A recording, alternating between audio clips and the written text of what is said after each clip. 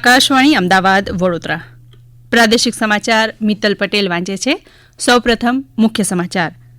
વિધાનસભા ગૃહમાં આજે આદિજાતિ વિભાગની 5120 કરોડ રૂપિયાની અંદાજપત્રીય માંગણીઓ પસાર. અમદાવાદ રાજકોટ રાષ્ટ્રીય ધોરીમાર્ગને 6 માર્ગીય બનાવવા 3350 કરોડ રૂપિયાનો ખર્ચ કરાશે.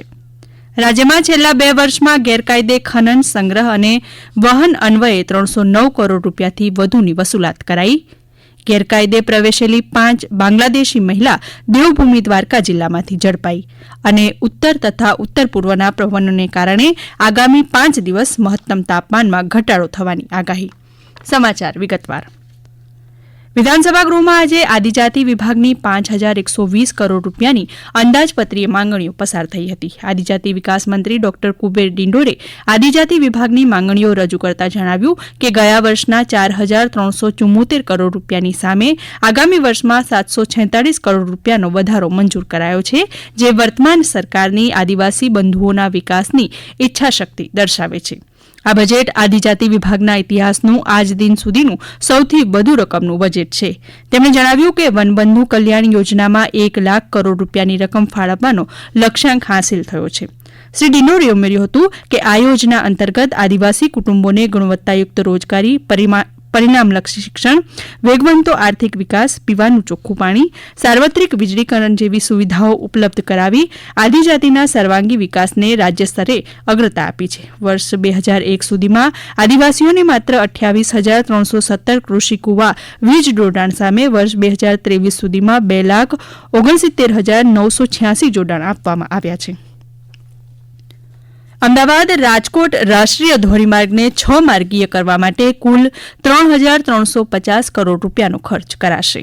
વિધાનસભામાં અમદાવાદ રાજકોટ રાષ્ટ્રીય ધોરીમાર્ગ વિશે મુખ્યમંત્રી વતી વિગતો આપતા સહકાર રાજ્યમંત્રી જગદીશ વિશ્વકર્માએ જણાવ્યું કે આ રાષ્ટ્રીય ધોરીમાર્ગના 6 માર્ગીયકરણથી મુસાફરી સમયમાં અંદાજે 30 થી 45 મિનિટ તેમજ વાહનોના ઇંધણમાં 10 થી 15% સુધી બચત થશે.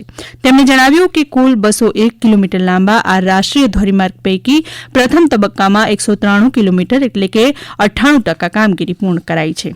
અમદાવાદ રાજકોટ રાષ્ટ્રીય ધોરીમાર્ગ પર કુલ 38 ફ્લાયઓવર અંડરપાસના સ્ટ્રક્ચરની કામગીરીનો સમાવેશ કરાયો છે, જે પૈકી 34 ફ્લાયઓવર અંડરપાસ સ્ટ્રક્ચરની કામગીરી પૂરી થઈ છે તેમજ 4 સ્ટ્રક્ચરની કામગીરી પ્રગતિમાં છે.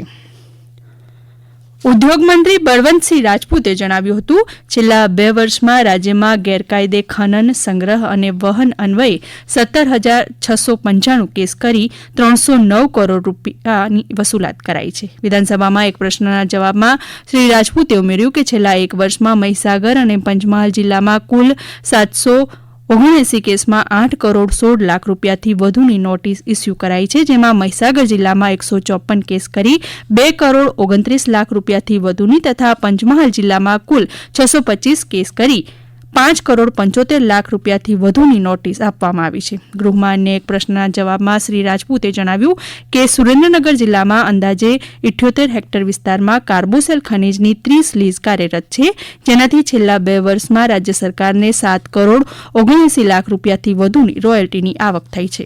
આ 30 લીઝમાંથી છેલ્લા 2 વર્ષમાં ગેરકાયદે ખનન અંગે કુલ 5 કેસ નોંધાયા છે. આ મંજૂર થયેલી લીઝમાં એક પણ વ્યક્તિનું મૃત્યુ થયું નથી. મુખ્યમંત્રી ભૂપેન્દ્ર પટેલે વૃક્ષારોપણ, પાણી અને વીજળીની બચતને દેશ સેવા ગણાવી છે. સુરત જિલ્લાના ડિંડોલીમાં શ્રી ઉમિયા માતાજી મંદિર ખાતે ઉમાપુરમ દશાબ્દી મહોત્સવમાં શ્રી પટેલે જણાવ્યું કે સ્વચ્છતા માટે સુરત ઉદાહરણરૂપ બન્યું છે. આ ગ્લોબલ વોર્મિંગ અને ગ્લોબલ વોર્મિંગમાંથી નીકળવા માટે એક રસ્તો અત્યારે છે કે જ્યાં હોય ત્યાં આપણે એક ઝાડ ઉગાડીએ. તો આ જો તમે કરો, એક ઝાડ ઉગાડો, ટીપે ટીપું પાણી જમીનમાં ઉતારો તો એને સ્ટોરેજ કરી શકો વરસાદનું પાણી બચાવો, પેટ્રોલ બચાવો, સ્વચ્છતા રાખો, એ બધી જ સામાજિક બધી જ સેવાઓ એ દેશ સેવા છે. ઇલેક્ટ્રિસિટી બચાવો એ દેશ સેવા છે. ગંગા સ્વરૂપા આર્થિક સહાય યોજનાના બજેટમાં 3015 કરોડ રૂપિયાની જોગવાઈ કરાઈ છે, જે ગયા વર્ષની સરખામણીએ 700 કરોડ રૂપિયા વધુ છે. આ યોજના હેઠળ વર્ષ 2024-25માં 16 લાખથી વધુ મહિલાઓને 2100 કરોડ રૂપિયાથી વધુની આર્થિક સહાય ચૂકવવામાં આવી છે. આ સમાચાર આપ આકાશવાણીના અમદાવાદ વડોદરા કેન્દ્ર પરથી સાંભળી રહ્યા છો. આ સમાચાર આપ અમારી YouTube channel AIR news Gujarat પર પણ સાંભળી શકશો.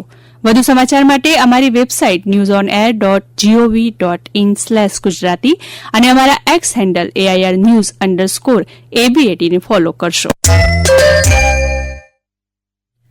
ગૃહ રાજ્યમંત્રી હર્ષ સંઘવીએ વિડીયો કોન્ફરન્સિંગથી કાયદો અને વ્યવસ્થા અંગે સમીક્ષા બેઠક યોજી હતી.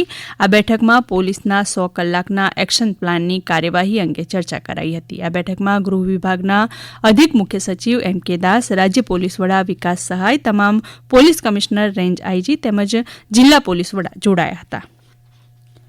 દેવભૂમિ દ્વારકા જિલ્લા પોલીસે જિલ્લામાં ગેરકાયદે ઘૂસેલી 5 બાંગ્લાદેશી મહિલાને પકડી પાડી છે. દ્વારકાના રૂક્ષ્મણી મંદિર પાછળના વિસ્તારમાંથી શંકાસ્પદ રીતે વાતચીત કરતી તેમજ ચહેરા છુપાવી ફરતી 5 મહિલાઓને શંકાના આધારે ઝડપી લેવાઈ હતી. આ મહિલાઓ બાંગ્લાદેશી એજન્ટને ₹25,000 ચૂકવી અને સમુદ્રના માર્ગે ભારતમાં ઘૂસી હોવાનો ઘટસ્ફોટ થયો હતો. દેવભૂમિ દ્વારકા જિલ્લાના પોલીસ અધિક્ષક નીતિશ પાંડેએ જણાવ્યું હતું કે 5 મહિલાઓ પાસે બાંગ્લાદેશી આઈ કાર્ડ તેમજ મોબાઈલ નંબર મળી આવ્યા હતા. બાતમીના આધારે અમારી ટીમ દ્વારા જે મહિલાઓ છે એ કાયદેસર એની પૂછપરછ કરવામાં આવેલ હતું. એમાં પછી અમે જાણવા મળેલ કે એ જે બહેનો છે ભારતમાં વગેર કોઈ પરવાનગી, વગેર કોઈ ભારતીય દસ્તાવેજ ગેરકાયદેસર ઘૂસણખોરી કરી અને અહીંયા જે છે ગુજરાતમાં એ લોકો રોજગાર માટે આવ્યા હતા. એના વધુ પૂછપરછમાં અમે એના કબજામાંથી મૂળ બાંગ્લાદેશના જે દસ્તાવેજો હોય છે એના પરિવારજનોના જે ડોક્યુમેન્ટ્સ અને પરિવારજનોના મોબાઈલ નંબર મળી આવેલ હતું. એના જ્યારે પ્રસ્થાપિત થઈ ગયું કે એ લોકો મૂળ બાંગ્લાદેશના છે. રાજ્યસભાના સાંસદ પરિમલ નથવાણીના પ્રશ્નના જવાબમાં વિદેશ રાજ્યમંત્રી કીર્તિવર્ધનસિંહે જણાવ્યું હતું કે આજ સુધી 194 ભારતીય માછીમારો પાકિસ્તાનની જેલમાં કેદ છે, જેમાંના 123 ગુજરાતના છે. આ 123 માછીમારોમાંથી 33 માછીમાર વર્ષ 2021થી, 68 માછીમારો 2022થી પાકિસ્તાનની જેલમાં કેદ છે, જ્યારે ગુજરાતના 9 માછીમારોને વર્ષ 2023માં અને 13ને વર્ષ 2024માં પાકિસ્તાની સત્તાવાળાઓએ કેદ કર્યા હતા. ગુજરાત રાજ્ય આરોગ્ય કર્મચારી મહાસંઘ દ્વારા અચોક્કસ મુદતની હડતાળ કરવામાં આવી છે. પડતર પ્રશ્નોનો નિકાલ કરવા તેમજ પગાર અને ખાતાકીય પરીક્ષા રદ કરવા સહિતની માંગણીઓને લઈને આ હડતાળ કરાઈ હતી. બનાસકાંઠાના અમારા પ્રતિનિધિ સવજી ચૌધરી જણાવે છે કે આ હડતાળમાં જિલ્લાના 1400 જેટલા આરોગ્ય કર્મીઓ હડતાળમાં જોડાયા છે. આ ઉપરાંત પાટણ, વલસાડ, નર્મદા, મહીસાગર સહિતના અન્ય જિલ્લાઓમાં પણ આંદોલન કરવામાં આવ્યું હતું. કચ્છ જિલ્લાના રણકાંધી વિસ્તારના કેટલાક ગામડાઓમાં એક વિશિષ્ટ ખગોળીય ઘટના નોંધાઈ છે. કચ્છના આકાશમાં વહેલી સવારે 3:12 અચાનક તેજસ્વી પ્રકાશપુંજ જોવા મળ્યો હતો. કેટલીક ક્ષણો માટે દિવસ ઉગી નીકળ્યો હોય તેવું દ્રશ્ય સર્જાયું હતું. આ ઘટના વિવિધ CCTV કેમેરાઓમાં પણ કેદ થઈ હતી. જાણીતા ખગોળશાસ્ત્રી નરેન્દ્ર ગોરે આકાશવાણીને જણાવ્યું હતું. આ એક ખગોળીય ઘટના છે. સામાન્ય રીતે ઉલ્કાઓ પડતી હોય છે પણ એ બહુ નાની હોય છે. જ્યારે આ એક મોટા પથ્થરનો ટુકડો, ખડકનો ટુકડો હોઈ શકે જે આકાશમાંથી પૃથ્વીના વાતાવરણમાં પ્રવેશતા એ સળગ્યો છે અને એના ફ્રેગમેન્ટ્સ 2 ટુકડા થયા હોય એવું, કારણ કે 2 વખત લાઇટ થઈ એવું પણ દેખાયું છે. વહેલી સવારનો સમય હોવા છતાં પણ ઘણા લોકોએ આને જોયું છે. ઘણા લોકોના CCTVમાં પણ આ દ્રશ્ય કેદ થયું છે. મહિલા રોકડ પુરસ્કાર યોજના માટે મહિલા ખેલાડીઓ આવતીકાલથી ઓનલાઈન અરજી કરી શકશે. વિવિધ રમતોની રાજ્યકક્ષાની શાળાકીય સ્પર્ધાઓમાં 14, 17, 19થી ઓછા વય જૂથમાં ભાગ લેનાર મહિલા ખેલાડી તેમજ school games federation of India દ્વારા યોજાયેલી રાષ્ટ્રીય કક્ષાની સ્પર્ધામાં રાજ્યનું પ્રતિનિધિત્વ કરનાર મહિલા ખેલાડીઓ આ પુરસ્કાર માટે અરજી કરી શકશે. કોઈપણ એક જ રમતમાં તેમજ એક જ સિદ્ધિ માટે મહિલા રોકડ પુરસ્કાર યોજના માટેનું ફોર્મ ભરી શકાશે. પાત્રતા ધરાવનાર મહિલા ખેલાડીઓએ ઓથોરિટી ઓફ ગુજરાતની વેબસાઇટ પર આવતીકાલથી 17 એપ્રિલ દરમિયાન અરજી કરવાની રહેશે. ઉત્તર તથા ઉત્તર પૂર્વના પવનોને કારણે આગામી 5 દિવસ મહત્તમ તાપમાનમાં ઘટાડો યથાવત રહેશે. દરિયાકાંઠાના વિસ્તારોમાં ગરમ ભેજયુક્ત પવનોને કારણે બફારાનો અનુભવ થઈ શકે છે તેમ હવામાન વિભાગના નિયામક AK દાસે જણાવ્યું હતું. आने वाला अगले 7 दिन तक मौसम ड्राई रहेगा और जो उच्चतम और लघुतम तापमान है इसमें ज़्यादातर बदलाव नहीं रहेगा और जो अहमदाबाद और आसपास क्षेत्र है इसमें जो तापमान बोला गया है 38 डिग्री सेंटीग्रेड और लघुत्तम तापमान जो है 20 डिग्री सेंटीग्रेड के आसपास बोला गया है और 24 आवर में। और जो मैक्सिमम तापमान रिकॉर्ड हुआ है गुजरात क्षेत्र में, राजकोट में है, वो है 37.9 डिग्री सेंटीग्रेड। અંતમાં મુખ્ય સમાચાર ફરી એકવાર. વિધાનસભા ગૃહમાં આજે આદિજાતિ વિભાગની 5,120 કરોડ રૂપિયાની અંદાજપત્રીય માંગણીઓ પસાર.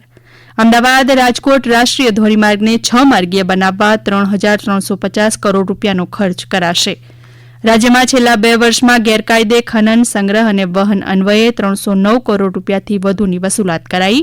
ગેરકાયદે પ્રવેશેલી 5 બાંગ્લાદેશી મહિલા દેવભૂમિ દ્વારકા જિલ્લામાંથી ઝડપાઈ.